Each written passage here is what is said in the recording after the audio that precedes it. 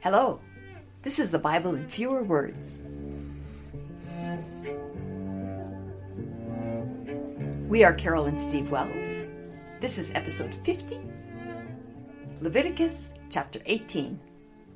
Hi, Steve. Hi, Carol. Episode 50. Yes, sir. Yes. That's kind of a landmark. Yeah. We made it to 50. It is. When I turned 50, I felt like it was really something. Uh-huh. Well, I guess we're both sort of turning 50 today. Okay. I'll bake a cake. Okay. I see the title of this one Yeah. is God's Sex Laws. Yeah.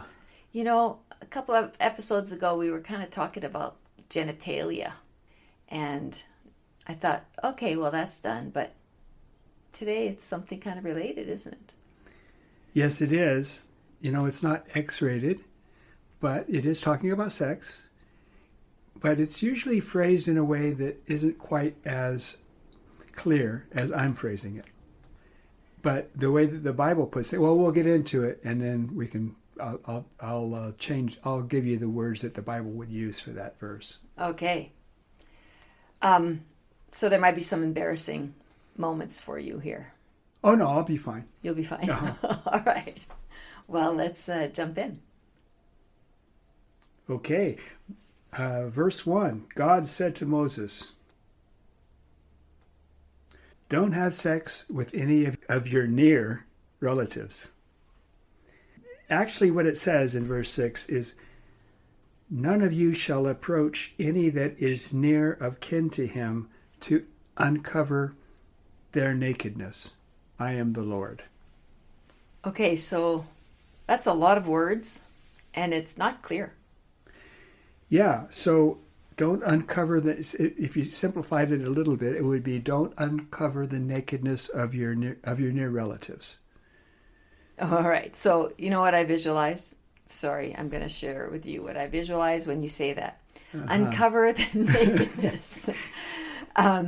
So somebody is laying in a bed and you take the covers off and they're naked underneath. Yeah, don't do that. Okay. But I don't think that's what it's talking about either. What do you think it's talking about? I don't think it's just saying, don't look at your near relatives when they're naked. I think it means don't have sex with them. Uncovering the nakedness of someone is not just looking at them. It's more than that. So it's not like he's saying, tell your relatives to keep their clothes on while you're around them. That's not what he's saying. He's saying, don't have sex with them. Okay. So every time we hear uncover the nakedness of, it means don't have sex with them. I'm going to be saying don't have sex. Okay. But that's what the Bible wouldn't say that. It would say don't uncover their nakedness. All right. Verse 7. Don't have sex with your father or mother.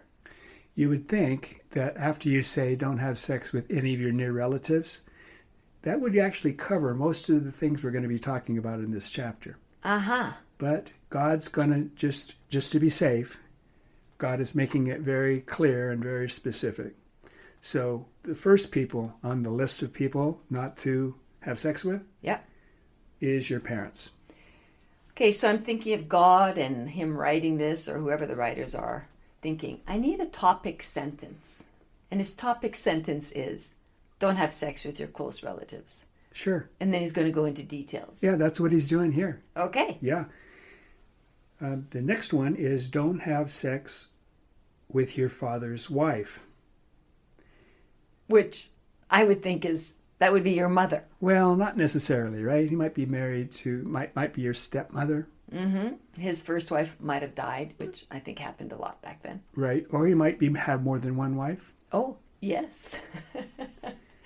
But whoever it is, if he's married to that woman, don't have sex with her.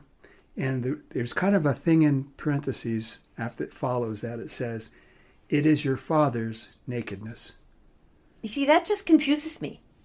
What is your father's nakedness? It, like the wife, is your father's nakedness? Yeah, so it's actually pretty clear. The wife belongs to the husband.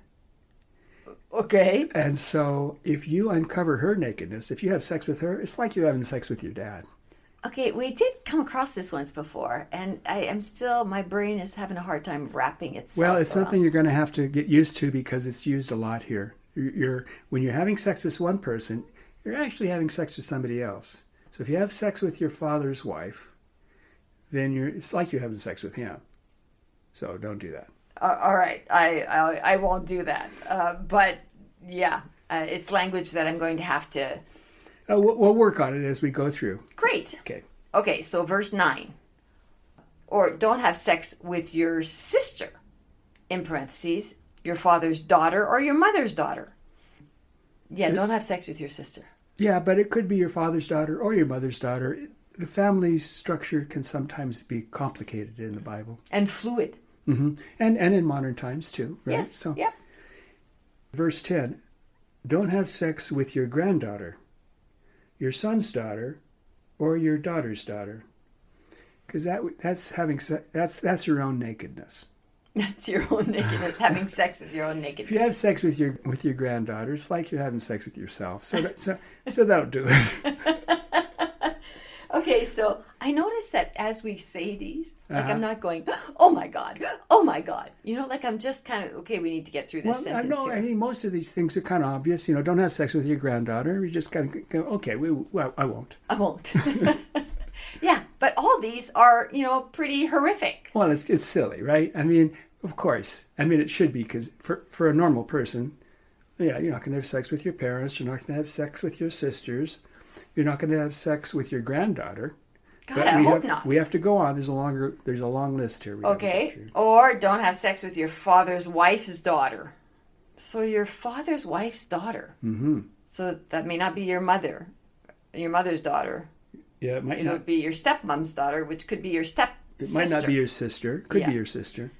Okay, we need the whiteboard with the family tree here. That's right. Or with your father's sister. All right, well, that's clear. That would be my aunt. That's right. Okay, yeah, I recommend not having sex with your aunt. With your aunt, yeah. Mm-hmm, good idea. Or don't have sex with your father's brother's wife. But you left out the mother's sister. Oh, yes. Don't have sex with your mother's sister. Or your father's brother's wife. I hope you listeners are all getting this now. Yeah, you might want to write this down. But it's all written down for you. It is written in Leviticus 18. Oh, it is? Yes. Or your daughter-in-law. Don't have sex with your daughter-in-law. Or don't have sex with your brother's wife. It is your brother's nakedness. Yeah. You know, they really only say that when it's a man. Yes, it's because it's the man's possession. And so when you have sex with something that belongs to a man, it's like you're having sex with that man himself. And don't do that. Okay, that is making me a little bit crazy as well. Women being the possession of men. But that's an argument for another day. Or don't have sex with a woman and her daughter. Okay. Oh, yeah, okay. Mm-hmm. It is a woman and her daughter, or a woman and her granddaughter. Okay. Yeah, don't do that. Yeah, okay. Try not to do that. Don't marry your wife's sister while your wife is still alive.